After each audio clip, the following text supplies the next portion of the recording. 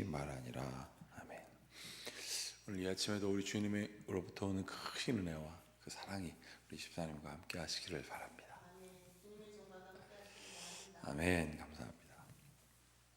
자, 오늘은 마가복음 14장 22절부터 32절까지의 아주 굉장히 유명한 말씀입니다. 바로 최후의 만찬이라고 알려진 것이죠. 이 예수님께서 최후의 만찬을 할 때 제자들에게 어떤 마음이었는지 오늘 본문을 통하여 자세히 기록되고 있습니다. 자, 22절에 보면 예수님께서 준비해서 22절 끝에 뭐라고 되어 있냐면 받으라, 이것은 내 몸이라 그랬습니다. 예수님의 최후의 만찬은 한마디로 얘기하면 생명을 건 만찬이었어요. 거긴 예수님의 생명을 건. 그래서 오늘 제가 설교 제목을 이렇게 잡아봤습니다. 생명의 만찬을 베푸신 예수님. 예수님께서 만찬을 베푸실 때는 거기에 생명이 담겨 있었다는 것이죠. 제가 가족들과 이렇게 명절 때나 또 특별한 기념 때 만나거나 이렇게 볼 때마다 무엇이 느끼냐면 이래서 가족이구나 라는 생각을 하곤 합니다. 물론 조건이 있습니다. 사랑하는 가족. 사랑하는 가족이 만나면 이런 게 있더라고요. 뭔가 더 해주고 싶고 우리가 함께 있음으로 인해서 중요한 거, 옛날의 기억이 그때마다 다 다시 소환돼요. 근데 했던 얘기 또 해요. 그래도 모여요. 물론 자녀들은 모르니까 그 시간이 지루할 수도 있지만 같은 시대를 살았던, 같은 부모의 밑에서 나왔던 아이들은 다 장성이 되어서도 옛날 이야기가 또 반복돼도 그것이 재밌습니다. 왜냐하면 그 기간 동안에 그 부모가 나에게 무엇을 했는지 기억하기 때문에 그렇습니다. 오늘의 이 생명의 만찬, 최후의 만찬은 우리가 주일마다 합니다. 그리고 예수님의 제자들은 예배할 때 이 만찬을 꼭 했습니다. 왜 그럴까요, 집사님? 명절 때 가족들이 모여서 생명을 나누고자 하는 그 마음, 사랑이 있는 마음이 들었을 때마다 옛날에 가장 중요한 기억들이 소환되는 것처럼 이들은 똑같았어요. 어떤 것? 하나님의 만찬, 생명의 만찬이 있었으니 우리 함께 예배 드릴 때마다 그것을 기억하자. 그래서 예배 가운데 만찬이 있었고, 예배 가운데 교제가 있었고, 예배 가운데 은혜가 있었습니다. 조건이 뭐라고요? 사랑하는 거, 함께 하고 싶은 그런 마음. 그래서 오늘 22절 끝에 보면 받으라, 이것은 내 몸이라 라고 했던 예수님의 생명이 그들에게 있었던 것이죠. 그리고 22절, 24절, 25절에 보면 뭐라고 또 예수님께서 말씀하셨냐면 이것은 많은 사람을 위하여 흘리는 나의 피, 곧 언약의 피다 라고 말씀하시고 25절은 이렇게 돼 있죠. 진실로 너희에게 이르노니 내가 포도나무에서 난 것을 하나님의 나라에서 새 것으로 마시는 날까지 다시 마시지 아니하리라. 여기서 특별히 포도나무에서 난 포도주를 예수님께서 말씀하시는데 이스라엘 백성들에게 포도주는 기쁨, 잔치, 생명 이런 게 있었어요. 그래서 예수님께서 마가의 혼인잔치에 처음에 참여하셔서 그때 기적을 베푸셨던 걸 기억하실 겁니다.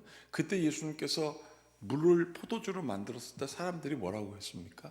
아니 보통 사람들은 처음에 좋은 술을 갖다 주고 그 다음에 취해가지고 나쁜 술 갖다 주면 이것이 그것인 거다라고 생각할 텐데 예수님께서 만들어 베풀어 준 포도주가 얼마나 귀하고 맛이 있었으면 이들이 흥건히 취한 뒤에도 예수님께서 나중에 갖다 포도주를 마시고 이 사람들이 어떻게 너희들은 처음에 귀한 걸 갖다 주고 나중에 귀한 걸 갖다 주지 않는데 너희는 바뀌었느냐라고 감탄한 적도 있습니다. 그만큼 포도주가 이 사람들에게 굉장히 기쁨이었는데 예수님께서 뭐라고 말씀하십니까? 참 기쁨은 언제 회복되느냐? 여기 이렇게 되어 있습니다. 하나님의 나라에서 새 것으로 마시는 날까지 다시 마시지 아니하리라. 그러면 예수님께서 말씀하신 이 포도주는 이 땅에서의 고난으로 끝난다라는 것입니다. 자, 그렇지만 예수님께서 분명히 우리에게 말씀하셨습니다. 그러나 나는 너희에게 생명을 줄 것이다. 그것이 바로 27절에 있는 말씀입니다. 예수께서 제자들에게 이르시되 너희가 다 나를 버리리라. 이는 기록된 바 내가 목자를 치리니 양들이 흩어지리라 하였습니다. 29절 같이 읽어볼게요. 그러나 내가 살아난 후에 너희보다 먼저 갈릴리로 가리라. 예수님의 이 생명의 말씀에서 우리는 두 가지를 알아야 됩니다. 예수님은 제자들에게 생명을 나누어 주면서 내가 너희에게 마지막 생명, 그리고 마지막 최선을 다하여 생명을 나누어 주면서 너희에게 이 만찬을 기억하게 할 것이다. 이 만찬은 그냥 만찬이 아니라 생명이라는 것이죠. 그리고 이 생명이 죽었지만 또 내가 다시 살아나서 너희들에게 참 생명이 무엇인지 보여줄 거야 라고 하는 이 마지막 최후의 만찬은 굉장히 중요한 만찬이었던 거예요. 그러자 베드로가 이렇게 얘기를 합니다. 29절, 베드로가 여짜오되 다 버릴지라도 나는 그렇게 하지 않겠습니다 라고 먼저 앞서 말합니다. 그러니까 예수님께서 말씀하시죠. 내가 진실로 내게 이르노니 오늘 이 밤, 바로 오늘 닭이 2번 울기 전에 내가 나를 3번 부인하리라. 성경 말씀에서 숫자는 굉장히 중요한데 3번은 너는 완전히 나를 부인할 거야. 여기서는 마음속에 예수님, 내가 예수님을 사랑하는데 그래도 내가 이렇게 말하는 걸 이해해 주세요도 아니고 너는 내 마음속에 완전히 너는 나를 부인할 거야. 그 순간은 넌 내가 세상에서 제일 미운 사람, 굉장히 악독한 사람, 죄인 중에 괴수라고 말할 거야 라고 예수님께서 말씀했던 거죠. 정말실로 제자 베드로는 그렇게 했습니다. 그러자 제자들이 이렇게 얘기를 합니다. 31절에 베드로가 힘있게 말하니까 내가 주와 함께 죽을지언정 주를 부인하지 않겠나이다 말했습니다. 그러자 모든 제자도 이와 같이 말하니라. 제가 이 말씀을 다시 묵상하면서 그런 생각했습니다. 베드로뿐만 아니라 모든 제자들도 마찬가지였구나. 거긴 딱 12명 있었지 않습니까? 오늘 우리가 이 말씀을 통하여 깨달을 게 무엇일까요? 적어도 저는 교회를 56년을 다닌 것 같아요. 그냥 어머니 뱃속부터 다녔으니까. 근데 과연 내가 예수님의 은혜를 기억하고 알 수 있을까? 만약 이런 일들이 벌어진다면. 그래서 이 말씀이 있는 것 같아요. 이 말씀 속에서 우리를 비추어주고 우리의 마음속에 너가 정말 예수님을 생명으로 보느냐. 예수님께서 제자들을 가르치신 것을요, 일반 스승들이 제자를 가르치는 멘토링이라고 하는 그 시간과 비교하면 비교할 수가 없습니다. 자그마치 보통 스승들이 제자들을 가르칠 때 하루에 2시간을 그 스승과 멘토링을 한답니다. 근데 여기서 제가 보통이라고 얘기했지만 이 보통이라고 얘기하는 전제는 뭐냐면 스승이 제자한테 열정을 가지고 내가 너를 매일매일 2시간 가르칠 거야. 선생님 한번 생각해 보시오. 2시간을 그 선생님하고 나하고 맨날 만나고 있다면 그 지루할 거거든요. 천단은 괜찮을 겁니다. 일주일만 지나면 그다음부터 지쳐지거든요. 그런데 예수님은 그들과 매일 같이 하셨습니다. 24시간을 지낸 거예요. 잠도 그들하고도 같이 했습니다. 그러니 일반 스승과 제자의 관계로 따지면 그들이 하루에 2시간이라면 예수님은 하루에 12일을 가르친 시간과 같은데 그거를 3년 3개월로 한번 생각해 보십시오. 엄청나게 제자들과 함께 하신 거예요. 하나님 나라 가르치시고 기적을 보여주시고 깨닫게 하시고 혼내기도 하시고.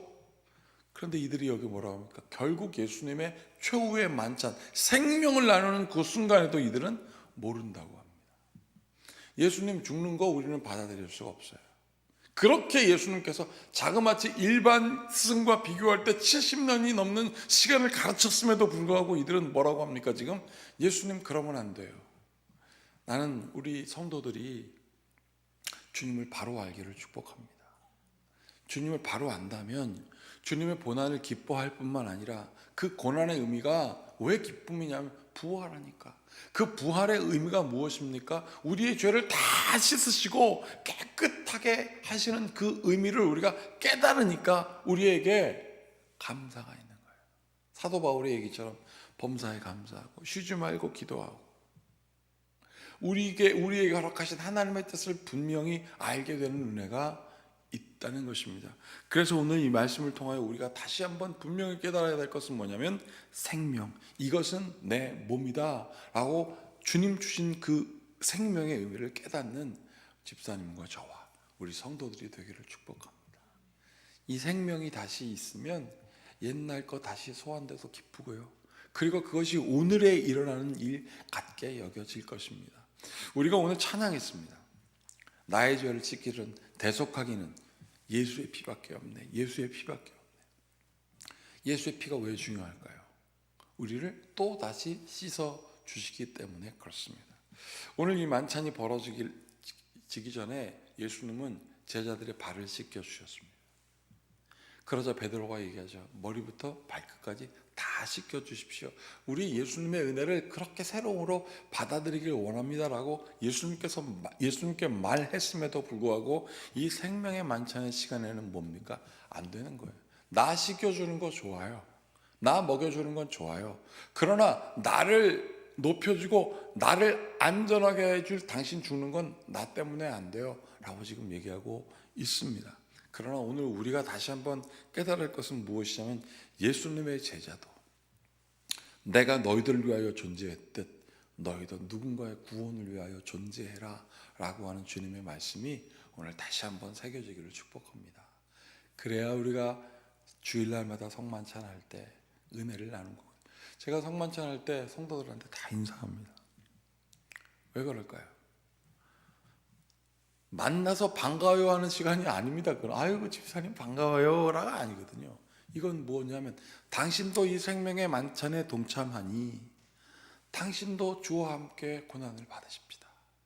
그 은혜의 자리에서는 당신이 얼마나 귀중한지요 그거거든요. 이거. 어떤 분은 막 환하게 웃고 웁니다. 그러면 저도 웃어줘요. 근데 왜 웃냐면 그 예수님의 그 대속의 은총으로 오늘도 내가 새롭게 씻어진 바 된다는 마음으로 나온다고. 그분 마음은 모르겠어요.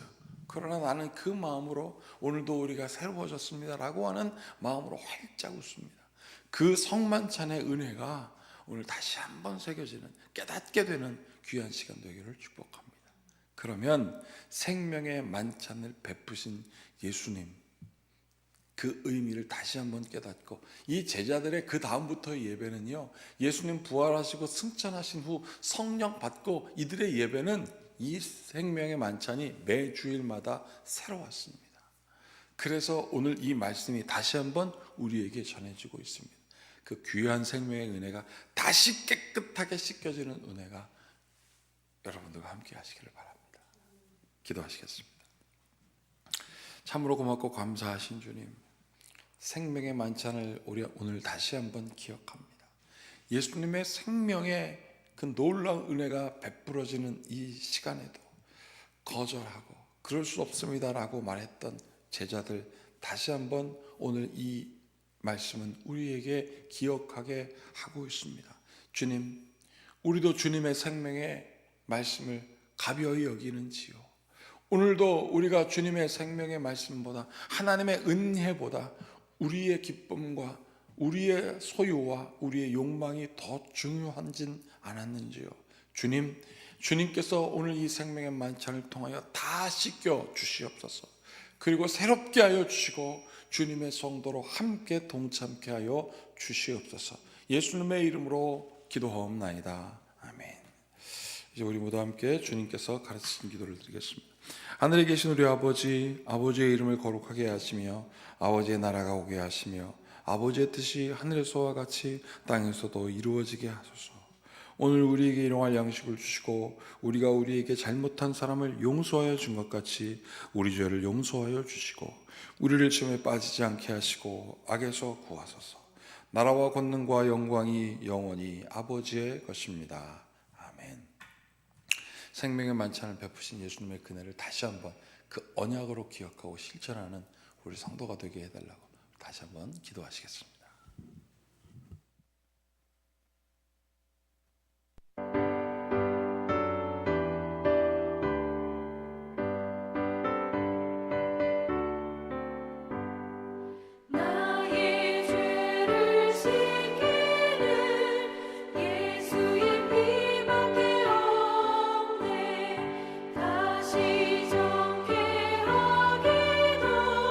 예수의 피밖에